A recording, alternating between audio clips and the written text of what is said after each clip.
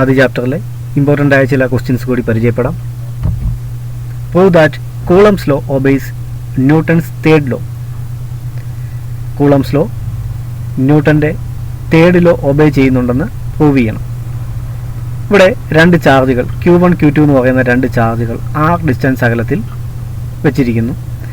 The force acting on Q1 by Q2, Q1ൽ Q2 മൂലം അനുഭവപ്പെടുന്ന force F12 equal to 1/4πε0 into Q1 Q2 divide by R12 square into unit vector R12. Force acting on Q2 by Q1, Q2വിൽ Q1 മൂലം അനുഭവപ്പെടുന്ന force F21 is equal to 1/4πε0 into Q1 Q2 divide by R21 square into unit vector R21. ഇവിടെ ഈ രണ്ട് ഫോഴ്സുകളുടെയും മാഗ്നിറ്റ്യൂഡുകൾ ഈക്വലാണ്. കാരണം ഒരേ ചാർജുകൾ ഒരേ ഡിസ്റ്റൻസ് അകലത്തിൽ ഒരേ മീഡിയത്തിൽ തന്നെയാണ് വെച്ചിരിക്കുന്നത്. അതുകൊണ്ട് അവയ്ക്കിടയിൽ അനുഭവപ്പെടുന്ന ഫോഴ്സ്, രണ്ട് ചാർജുകൾ പരസ്പരം പ്രയോഗിക്കുന്ന ഫോഴ്സുകൾ ഈക്വലാണ്. എന്നാൽ Q1 ഫോഴ്സ് പ്രയോഗിക്കുന്ന ഡയറക്ഷന് ഓപ്പോസിറ്റ് ഡയറക്ഷനിലാണ് Q2 ഫോഴ്സ് പ്രയോഗിക്കുന്നത്. അതുകൊണ്ട് F12 is equal to minus of F21 നമുക്ക് പറയാം. എഫിൻ്റെ മാഗ്നിറ്റ്യൂഡുകൾ ഈക്വൽ ആണെങ്കിലും അവയുടെ ഡയറക്ഷൻസ് ഓപ്പോസിറ്റ് ആയതിനാൽ F12 is equal to minus of F21. ഇതാണ് ന്യൂട്ടൻ്റെ തേർഡ് ലോയിൽ പറയുന്നത്. For every action there is an equal and opposite reaction. ഇവിടെ Q1 എന്ന് ഫോഴ്സ് പ്രയോഗിക്കുന്നു, Q1 Q2വിൽ പ്രയോഗിക്കുന്ന ഫോഴ്സാണ് ആക്ഷൻ. അതേസമയം Q2 തിരിച്ച് Q1ൽ പ്രയോഗിക്കുന്ന force reaction. To every action there is an equal and opposite reaction എന്ന ന്യൂട്ടൻ്റെ തേർഡ് ലോ. രണ്ട് ഫോഴ്സുകളും ഈക്വലാണ്, എന്നാൽ ഓപ്പോസിറ്റാണ്. ഇതാണ് കൂളംസ് ലോ, ന്യൂട്ടൻ്റെ തേർഡ് ലോ ഒബേ ചെയ്യുന്നതെന്ന് നമുക്ക് ഇതിൽ നിന്ന് പ്രൂവ് ചെയ്യാൻ പറ്റും.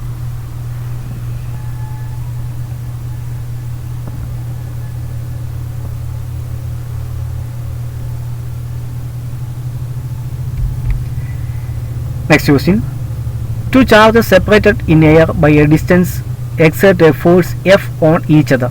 രണ്ട് ചാർജുകൾ എയർ എന്ന മീഡിയത്തിലിരിക്കുന്നു. അപ്പോൾ അവയ്ക്കിടയിൽ അനുഭവപ്പെടുന്ന ഫോഴ്സാണ് F. If they are immersed in a liquid of dielectric constant 2, find the force between them.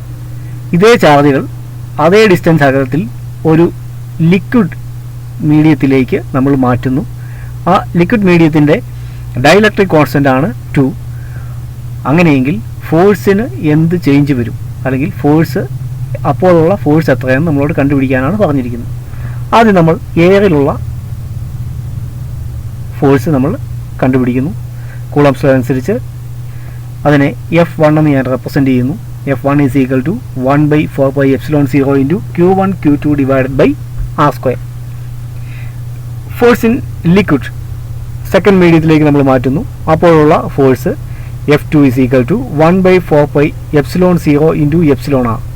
Epsilon 0 എന്ന് പറയുന്നത് എയറിലുള്ള അബ്സലൂട്ട് പെർമിറ്റിവിറ്റിയെയും എപ്സിലോൺ R എന്ന് പറയുന്നത് അതിൻ്റെ റിലേറ്റീവ് പെർമിറ്റിവിറ്റി സൂചിപ്പിക്കുന്നു, എന്ന് പറഞ്ഞാൽ ഡൈലക്ട്രിക് കോൺസ്റ്റൻറ്റിനെ സൂചിപ്പിക്കുന്നു. Into Q1 Q2 divided by R square. ഇവിടെ എപ്സിലോൺ ആറിൻ്റെ വാല്യൂ നമുക്ക് തന്നിട്ടുണ്ട്. ഡൈലക്ട്രിക് കോൺസ്റ്റൻറ്റ് ഈസ് 2 എന്ന് പറഞ്ഞിട്ടുണ്ട്. അതുകൊണ്ട് നമുക്ക് F2 is equal to 1/4πε0 into 2 into Q1 Q2 divided by R square. ഇക്വേഷനകത്ത് നമുക്ക് നോക്കാം. 1/4πε0 into Q1 Q2 divide by R square എന്നുള്ളത് F1 ആണ്. 1/4πε0 into Q1 Q2 divide by R square. ഈ ഇക്വേഷൻ്റെ അതെ 1/4πε0 into Q1 by R square, Q1 Q2 divide by R square എന്നുള്ള term F1 എന്ന് നമുക്ക് റെപ്രസെൻ്റ് ചെയ്യാം. അപ്പോൾ നമുക്കിങ്ങനെ കിട്ടും F2 is equal to F1/2. F2 is equal to F1/2 എന്ന് പറഞ്ഞാൽ സെക്കൻഡ് മീഡിയത്തിൽ, അതായത് നമ്മൾ ഇമേഴ്സ് ചെയ്ത ലിക്വിഡ് എന്ന മീഡിയത്തിലേക്ക് മാറ്റുമ്പോൾ ഉള്ള ഫോഴ്സ് എയറിലുണ്ടായിരുന്ന ഫോഴ്സിൻ്റെ പകുതിയായി മാറുന്നു. എന്ന് പറഞ്ഞാൽ force in liquid is equal to 1/2 into force in air.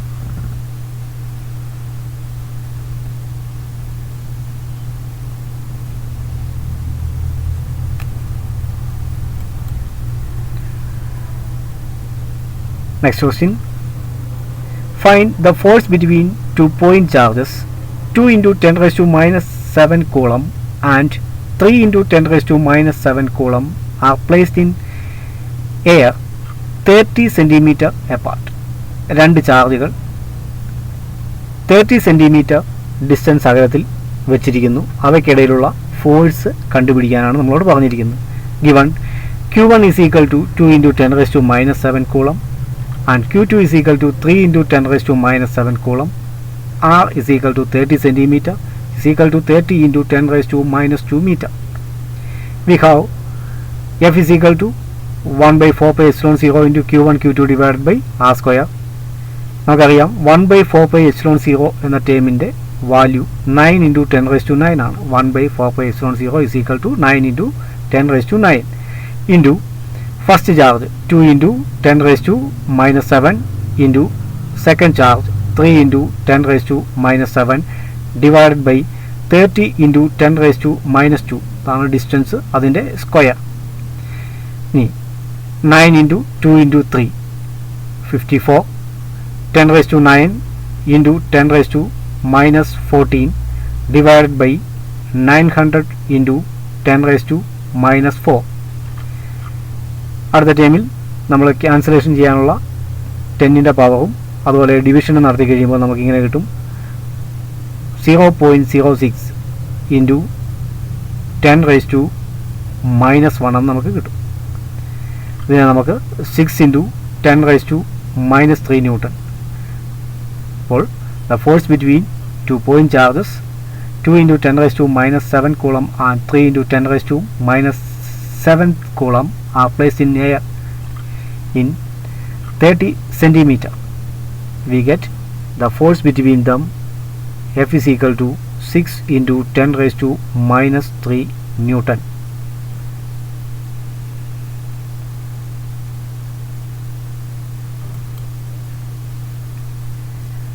Another question.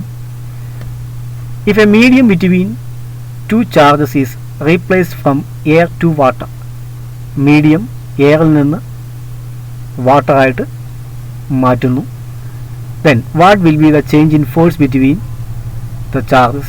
ചാർജുകൾക്കിടയിലുള്ള ഫോഴ്സിൽ എന്ത് വ്യത്യാസമാണ് സംഭവിക്കുന്നത് എന്നാണ് ചോദിച്ചിരിക്കുന്നത്. എയറിൽ നിന്ന് വാട്ടറിലേക്ക് നമ്മുടെ ചാർജുകളെ നമ്മൾ മാറ്റിയാൽ അപ്പോൾ അവയ്ക്കിടയിലുള്ള ഫോഴ്സിൽ എന്ത് വ്യത്യാസം വരും? എയറിലായിരിക്കുമ്പോഴുള്ള equation 1 by 4 pi epsilon 0 into Q1 Q2 divided by R square നമുക്ക് ലഭിക്കുന്നു.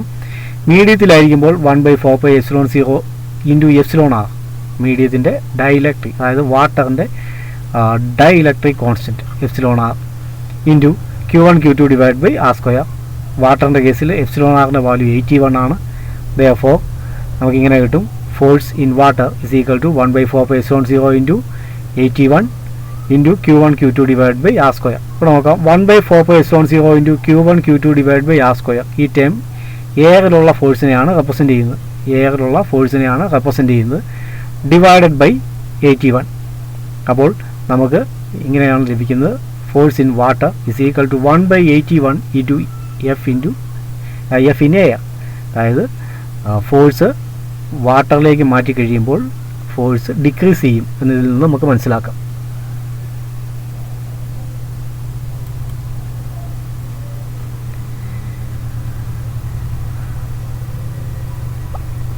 Next question. Two charges 2 microcoulomb and 4 microcoulomb are placed in a medium of dielectric constant 80 at a distance of 3 centimeter. Calculate the force between them. ചാർജുകൾ എയറിൽ നിന്ന് medium of dielectric constant 80 dielectric constant ഉള്ള ഒരു മീഡിയത്തിൽ വെച്ചിരിക്കുന്നു. അങ്ങനെയെങ്കിൽ അവയ്ക്കിടയിലുള്ള force calculate ചെയ്യാനാണ് നമ്മളോട് പറഞ്ഞിരിക്കുന്നത്. Q1ൻ്റെ value 2 microcoulomb 2 into 10 raised to minus 6 coulomb. Q2 is equal to 4 microcoulomb 4 into 10 raised to minus 6 coulomb. R is equal to 3 centimeter 3 into 10 raised to minus 2 meter. Epsilon R is equal to 80. Substituting the values, we get 0.1 into 10 raised to 1 is equal to 1 Newton. Force 1 newton നമുക്ക് ലഭിക്കും.